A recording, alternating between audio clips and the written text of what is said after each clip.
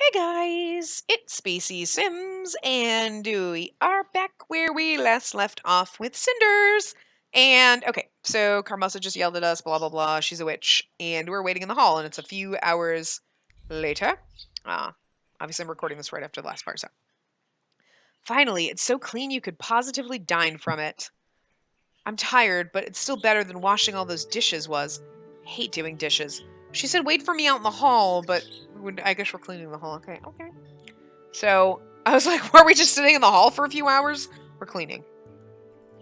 She's been back for a little more than an hour, and here we are, scrubbing the floor on all fours. It said a few hours later, so I would say that's more than an hour, but cleaning the windows, polishing the silverware twice, and dusting everything. I hate dusting. And did I mention doing the dishes? You might have. I hate that. Do you know what I hate? I hate the fact that I'm here while my dear, charming, and wise beyond her age wonder of a sister is upstairs, playing the little princess she will never be and trying on that ridiculous dress Carmosa bought her. First of all, you never saw that dress, and second, who knows, maybe the prince will fall in love with her and you'll end up being the queen's sister.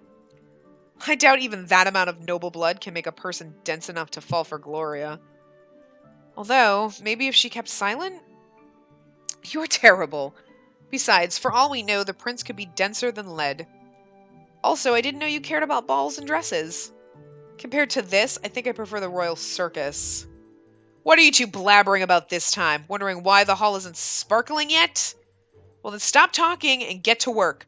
This place had better be worthy of the emperor. You seem very confident that people will suddenly crave visit to our house, Mother, just because they will have met us at the ball? Will they be so taken by Gloria's charming sense of humor and my kind and sunny disposition? There goes my wonderful Sophia, always heavy as a storm cloud. Are you finished? Because there's work to be done. Also, frankly, my dear, I had stopped paying attention to your theatrics a very long time ago. I'm sorry my acting isn't up to your standards, Mother. This ball is much more than just a meeting. It's a chance for all of us to get firm footing in this world, and heaven knows we could use some of that. I have waited for far too long and invested much too much to let this chance slip. So stop whining and start being serious about it. Or do you want to end up with no money and just the clothes on your back like Cinders here? Don't get your hopes up too high. What did you say? Are you whispering in my presence? Nothing, Mother. Mother, where are you? I need you to see this. What is it again? There must have been a mistake, Mother. This dress isn't my size at all.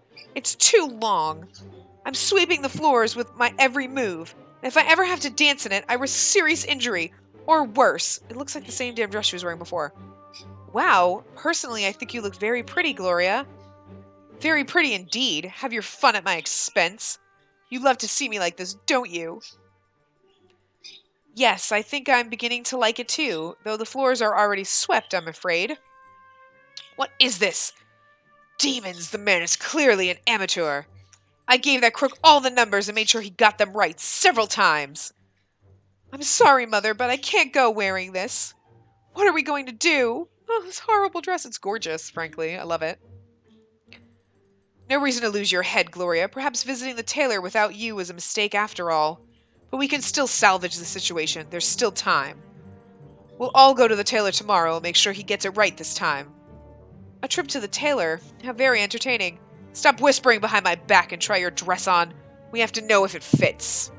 And you, Cinders, stop loitering and get back to cleaning. Just great. Poor Cinders. Of course, you knew that she wasn't going to be allowed to go to the ball, right? Cinders, do the cleaning while we try our new dresses on. Sure. Why don't we all relax and enjoy ourselves while Cinders scrubs the floors and walls? I can't believe I'm back to this again. These past few days have been amazing. Now I know there's more to life than this, and not only in fairy tales. I need to change something instead of just bending to Carmosa's will and going back to what it's called a normal life around here. How can I just forget about freedom now? Because let's be honest, Carmosa won't ever release me. She doesn't even consider me in her plans. I'm no one to her. What was that? Who would knock on my window at this hour? Some shady character it must be. Let's see. Oh like, maybe it's Perry. Hey, Cinders, it's me, Perry. And he seemed like such a composed man. Oh well, let's do something about him before Carmosa kills me. Come inside before anyone sees you. Do you want to be a reason for domestic violence by provoking Carmosa into ripping me to pieces? I wouldn't let anyone hurt you. Oh my god. Oh my god. Oh, so you provoke violence to have something to resolve? Nice way to provide yourself with work. That way you'll always be needed. This way you'll always be needed. I'm sorry to bother you. I've hit a soft spot there. I have no idea whether I have a job anymore, or a purpose for that matter. What happened? I shouldn't bother you with this late at night. I'm extremely sorry. No need to apologize. You're always welcome, but what happened? What brings you here? And how are you even able to find me? It's pouring here, oh my god. That is a lot of questions. You might consider a career as an interrogator. Finding you is easy. It's not a secret where Lady Carmosa lives. I did have some problems determining the right window, though. I'm afraid that I got it wrong the first time. So if anyone complains about burglars or weird animal noises, I'll laugh at them and convince them it was their imagination. But what brings you here? Can we talk somewhere else where no one will interrupt us? Again, I'm sorry to bother you. I just have no one else to talk to. It's no bother. Would you like to go on a walk with me? I know the most beautiful place in the forest. Oh, so you can sneak out. That would be... Thank you. Of course I can. Look. Look, I'll show you. We're here. This is my place. Well, not really mine. It belongs to someone else, but I come here frequently. Yes, these woods are ancient and have been part of the royal domain for centuries. Since the first king, they've always belonged to the crown. That's not what I meant. When I was little and my father was still alive, he used to tell me stories about fairies living in this part of the forest. Sprites or not, I can't deny the air this place has. It's very soothing. That's why I called it my place. I come here to relax, and I need that quite often. But you wanted to talk about something. I get the feeling it must be something disturbing. You were very quiet on our way here. Was I? Yes, I was. It's just something that happened yesterday. You might say I was caught off guard. Was there another fight in town? Did you have to... No, it wasn't a fight, and I didn't kill anyone. It was just a talk. A talk with whom? The prince. It's so strange that I'm going to discuss this with you. Oh, I'm sorry. I didn't want to be nosy. If it's some kind of secret affair of state, then you're right. You shouldn't be telling me anything. It's not about secrets, and you are not nosy. I said it's strange because I don't know a single person other than you with whom I could speak right now. Now isn't that odd? You told me yourself that your duty defines you. I guess friends don't really fit into such a picture. Perhaps I finally traded one for the other. What do you mean? My prince summoned me today. He told me about his plans. Plans for the kingdom, and for me. Plainly speaking, he told me that I'm no longer needed, that my position is obsolete, and that he wants me to take up another job, a different job. I see, and this new job would require you to do what exactly? Lie. He wants me to become his master spy. I see. So what did you tell him?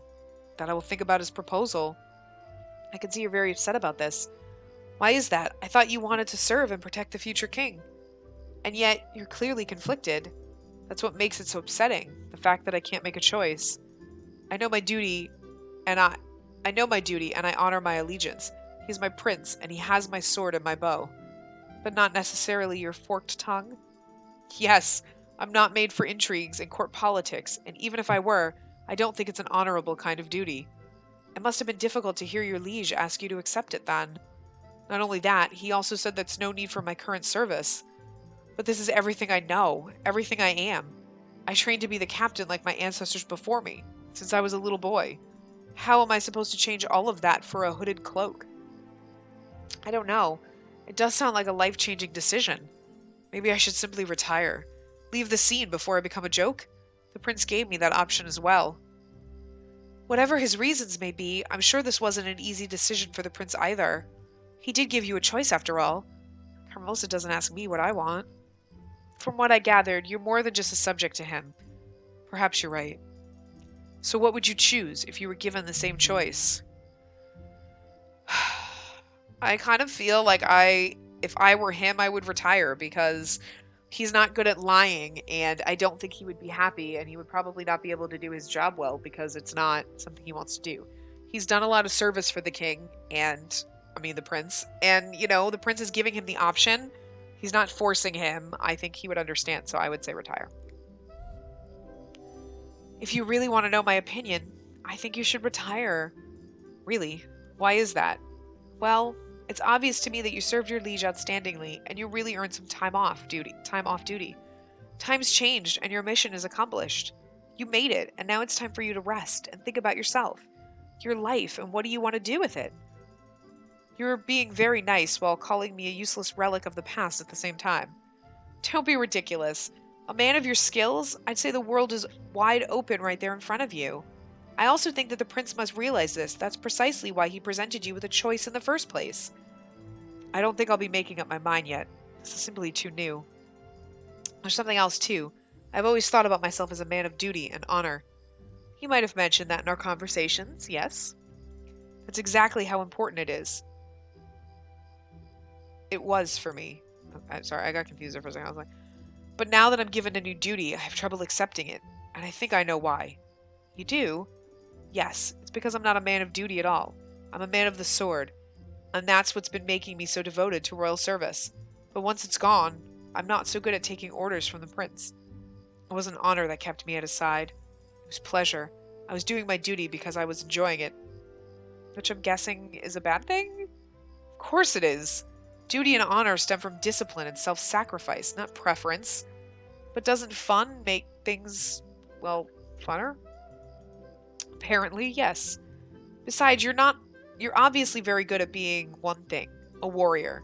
This may be true or not. However, I'm sure I'm not good at being a politician. I just don't have what it takes to manage to lie all the time. Manipulate others, yes. I was never good at it, and I seldom tried. It's just not who I am. I think that condition is called moral backbone, and it's only curable with money. I don't care about money, but I'm afraid you'll have to live with it, and I hope it won't be terminal. Congratulations! We've just determined that you have a heart. It may mean only one thing. You are a man of ideals. A man of ideals will accept his prince's offer without a second word. No, I am not him. I'm what you said, a relic, a knight stuck in his little fantasy world, where duty is pleasant and no one is ordered to lie.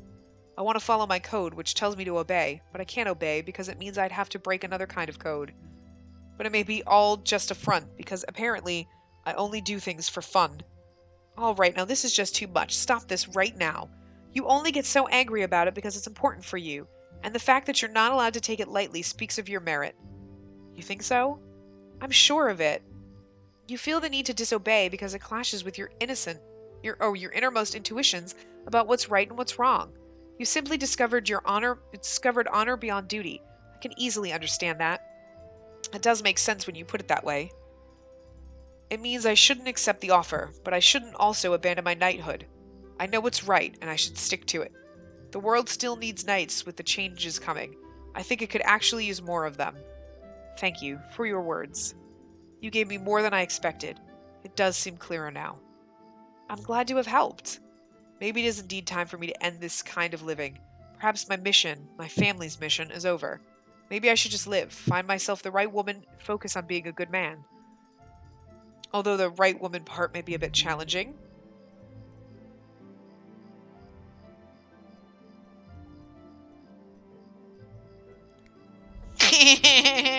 I don't think she's that difficult to find at all.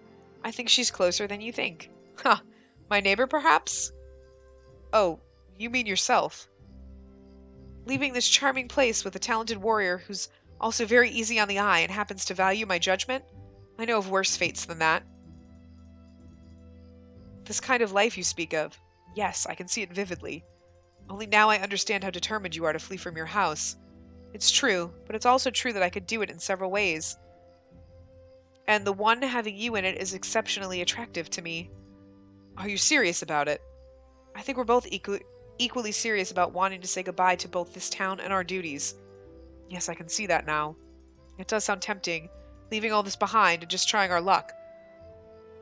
Looking what fate has in store for both of us. But this isn't all there is to it, is it?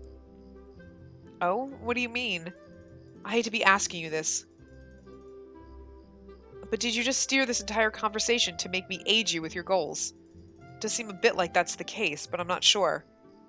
Yes, I can see how it may look that way, and I understand how you would be worried. However, I can give you my word that I honestly and genuinely did my best to advise you, and I told you what I really think is the best choice. Maybe I did this for myself. Frankly, I can't be sure about that myself. I want to break free very much. If I seem a little bit desperate to you, it's because, well, I am, and you are someone I can trust. It's alright, I have no doubts about your honesty, but I still need to sort this out on my own. I will think about your offer, though. Oh my god, you just threw yourself at that man, and he's like, I'll think about it. Damn. Thank you, Cinders. This has been very helpful. You listened to me and addressed my doubts. I am grateful. It's been a pleasure. You helped me all you could, and now it's time for me to think about it on my own. Should I escort you back to your residence? Thanks, but that won't be necessary. Since I'm already here, I'll think I'll go and visit my mother's grave. It's nearby, and as someone recently pointed out to me, I should start taking care of it more diligently. So you're just going to go for a little stroll to the cemetery? You really are something else. I guess it isn't the first time you snuck out at night, though. Besides, what harm can the dead inflict upon you, right? Well, you never know. Ghosts, zombies? Exactly. Cinders and zombies. In that case, may I at least accompany you on your way to the cemetery? Of course, why not? Dun dun dun. Oh my god. Hi, Mom. It's me. It was a while since my last visit. I'm sorry, I've had the most intense week. A bit crazy, actually. I feel like my head's so full with thoughts about what's been going on that it will burst any second now. I met your old friend Geed. She told me quite a lot about you. I can't believe how different you were, in comparison to what Father used to tell me. I'm sure you'd know what to do now. Geed said you were smart and strong. And so are you. It's in your blood. Not this again. Did I just fall asleep without noticing it? You're not dreaming. All right, if you're so helpful, why don't you show yourself? As you wish. Ooh, it's the fairy lady. Heavens! Who are you? I'm the fairy of the lake, the one who is praised and feared by souls elated and those of broken spirit. The fairy. She's freaking pretty. You've been keeping vigil by our lake through the seasons. You remembered about us. You did well. The sacrifice which your mother had made was not squandered. We are willing to uphold the concord. You are free to ask of our aid. Forgive me, but I know nothing about any sacrifices or concords. Yes, you have lost the knowledge of which your mother had. She was always so close to us, so mindful of our presence, our ways. She knew how to dance with us and how to sing for us. She knew about the way a concord is made. She also knew about the weight of the price that is never equal to the weight of aid. It grows with time, it blooms, and is reaped. She made her sacrifice to bind us and make us watch over you. We are here. We offer aid. What are you saying? That my mother somehow sacrificed herself for me? I really doubt that. You can play with your doubts as much as you please, as long as your belief in us remains unspoiled. I really can't remember a single situation when a fairy helped me. I never noticed anyone watching me. So much certainty, and yet you speak of memories. You are very young indeed. You believe in certainty where there is only faith. Your mother's faith made this meeting a reality. Her foresight made this an opportunity. She knew you would need us eventually. It is in your blood. Soon you will be facing a grave choice. We are here. We are offering aid. I could use some help. We're going to take the help of the fairies. I guess I could use any help I can get. It's not often that I meet someone willing to help me in the first place.